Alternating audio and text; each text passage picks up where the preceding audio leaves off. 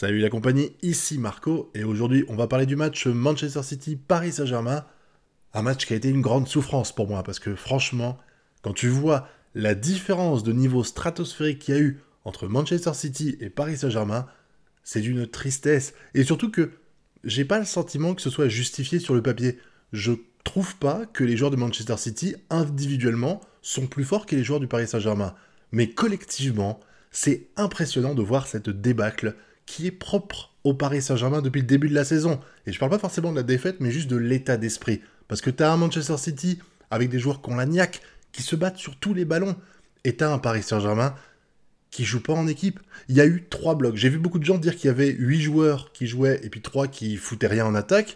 Je suis pas d'accord. Pour moi, il y a eu 3 blocs. T'as les défenseurs, les milieux de terrain et les attaquants. Les défenseurs qui ont bossé d'arrache-pied pour essayer de sauver toutes les situations de but, et ça a été compliqué pour eux. Et j'inclus évidemment Navas qui a fait un bon boulot. Il se prend 2 buts, mais je peux pas vraiment lui en vouloir pour ça. Et les milieux de terrain qui sont revenus de temps en temps et qui faisaient le travail défensif.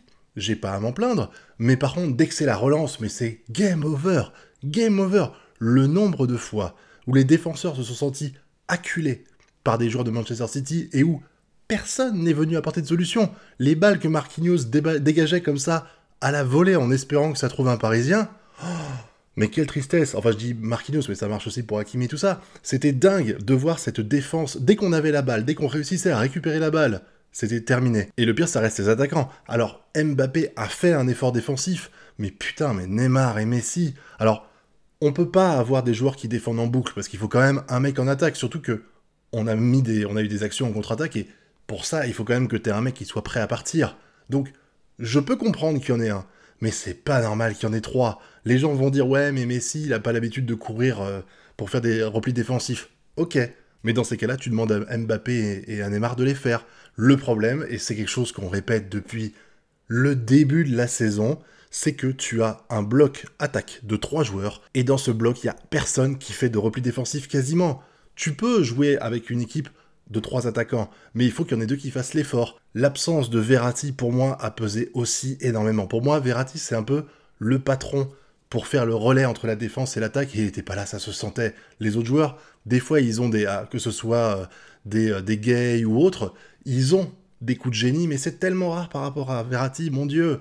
Et par contre, je tiens quand même à préciser un truc, c'est que quand j'ai vu la deuxième mi-temps commencer, avec le Paris Saint-Germain qu'on a eu, qui a fait une action magnifique. Ce but, le but que met le Paris Saint-Germain, c'est une démonstration collective. Et c'est ça qui est encore plus frustrant.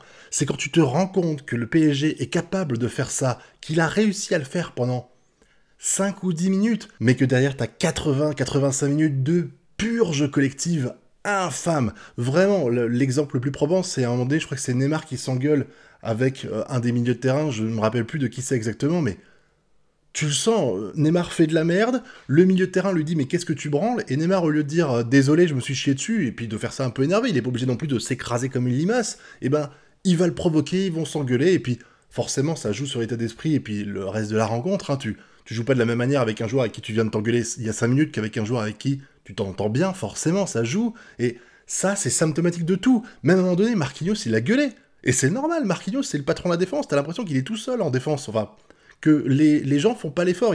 Il fait des exploits individuels, mais il peut pas tout faire. Et là, vraiment, on a eu un Manchester City qui a joué à 11 contre 8. Et encore, en disant 8, je suis gentil parce que je compte les milieux de terrain qui, en dehors du travail défensif, n'ont pas vraiment fait leur travail de relais qu'ils sont censés faire pour passer la balle en attaque. Donc vraiment, un match à oublier, avec, encore une fois, un Pochettino qui a l'air d'avoir jeté l'éponge, soyons clairs. Tu sens qu'il a envie de partir à Manchester United. Il partira pas parce que Paris va faire le blocage, parce que derrière Paris n'a pas d'entraîneur.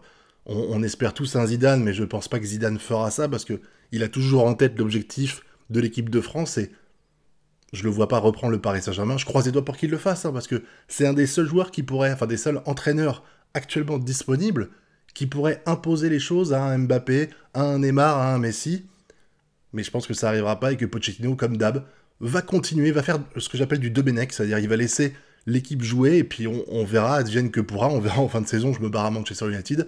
C'est écrit comme ça, on va faire une saison compliquée, un peu comme celle de Manchester United, mais pas pour les mêmes raisons, mais je pense que ce Paris Saint-Germain-là, qui sur le papier est sans doute la meilleure équipe qu'on pourra avoir dans les années à venir, hein, parce que je pense qu'Mbappé va partir et tout, et que du coup ça va être un peu plus compliqué l'année prochaine, sans dire que ça sera la galère, ça sera une moins bonne équipe, et on est en train de la gâcher.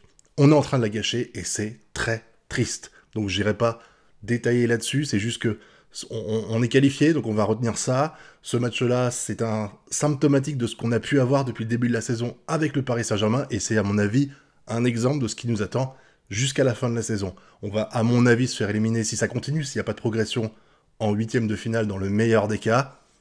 On verra sur qui on tombe. Déjà, on est assuré d'affronter un premier de poule, et ça, c'est vraiment très dangereux quand tu vois les premiers de poule qu'il y a actuellement. Donc, croisons les doigts pour avoir un tirage au sort clément pour aller le plus loin possible. Je pense plus, j'imagine plus le miracle de la victoire en Champions League. Dites-moi ce que vous en pensez. Et puis maintenant, je vais m'arrêter ici. Dites-moi aussi ce que vous avez imaginé, parce que vous avez trouvé du match. Hein. Est-ce que vous avez trouvé que le Paris Saint-Germain a une chance de se relever de tout ça? Qu'est-ce que vous avez trouvé de positif, de négatif dans ce match? Moi, je vois pas forcément tout, donc j'attends que vous me donniez votre avis sur tout ça dans la zone commentaire. Et puis, bien entendu, vous connaissez la chanson, le pouce bleu, l'abonnement et le partage. Nous, on se retrouve bientôt pour de prochaines vidéos. Et d'ici là, je vous souhaite de bien kiffer. Tchuss!